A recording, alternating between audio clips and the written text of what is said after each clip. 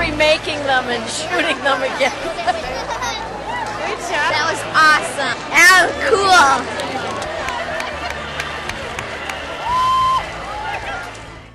Well, the first thing I'd like to do is congratulate Rick DeVos on blowing a hole in the sky and showing us all what a real public museum is all about, where all the people have an opportunity to make choices and deciding what they like and what they don't like, and not having somebody tell them what they should like.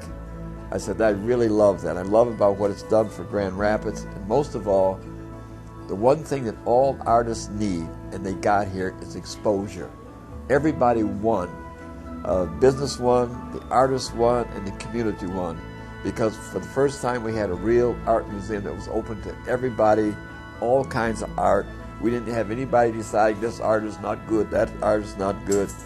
That I really like, because that's one of the things I've been trying to, and I think I've succeeded. When you go around in Grand Rapids, you look in the hospitals, you look in the schools, look at even the prisons, the wealthy body shop, all these different places where I have art. Art is a social function. It belongs to the people. And we don't need people to stand between that trying to decide what they should see and what they shouldn't see. And because of that, I just love what had happened in Grand. It looked like Times Square. I would rather have it done by the general public instead of a set panel of judges, because then it's everybody's opinion instead of those people determining what art is and what art isn't. And my name is Mike Monroe. I'm the artist for this sculpture. I call this the sharing tree because it shares the beauty of nature through this kaleidoscope. It's a working kaleidoscope.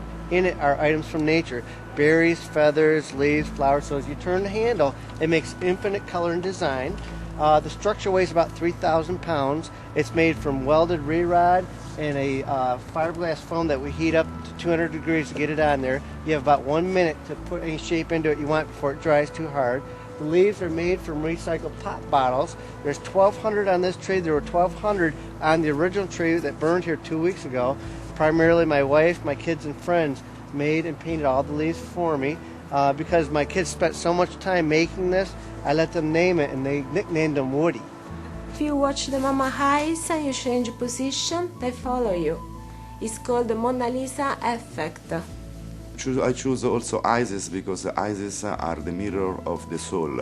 In the center painting, that is this one, I call he the ugly because I'm representing a man that is only feeling the masculine part of himself.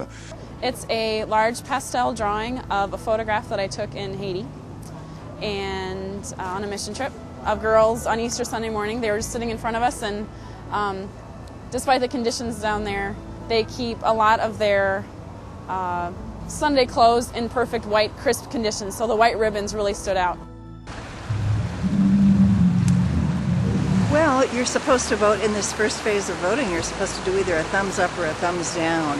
I'm having a hard time finding any thumbs downs so far, but what I'm seeing just is such a delight on so many levels. The craftsmanship, the skill, or just the humor of them. Look, there's the Loch Ness Monster roaring now. It's just a total treat for the city and for everybody who's visiting. And that stumble represents right now, but it also has the optimism of a horse getting back up and continuing running, and that is, I guess, my hope for the future here in Western Michigan. That was originally designed. It's going to hang permanently in the Amway in DeVos place, and what we're doing is we're setting up a foundation for the firemen, the police, and the veterans. And I think those are three occupations that sometimes we don't give enough credit to, sometimes we don't acknowledge. I said, think about this for a minute. You could get more money having a goo hoop and a basketball than you can saving somebody's life. But these people who do that every day, I think should be celebrated, should be remembered, and this foundation is being set up so they never have to look and wonder for equipment or for special needs that they have to have. We're going to make sure we take care of them. And every September 11th, we're going to have a memorial and a celebration at DeVos Place for those three individuals, and that's what this represents. And I mean, think about it for a minute. These people are running in for people running out. And once you run in there, you know you may not come back. But that's what they do every day. And we forget that. And that's why I want to hopefully start letting kids see them as our real heroes, instead of wanting to be basketball players or football players or movie stars, maybe they'll think about going to this occupation, because those are the kind of people we need. Art is everything. Everything, and I always tell people this, everything that you do, the clothes you wear, the buildings that are designed, all these, there's very few things that you are part of in life that haven't been designed by artists. So let's quit trying to categorize them, which we've done in a lot of ways. You know, just like if a person designs a building, that's not an artist, he's an architect who's an artist. It's a social function. And I found that out moving and living around the world where other cultures, art is just part of who they are. It's not something that's set aside. It's part of their social function. I'm a retired art teacher. I'm even more excited about this. It's just worldwide creativity. And where else would you have artists coming from all around the world to inspire our young people? It's the power of art. It's what I've been trying to tell people for 50 years.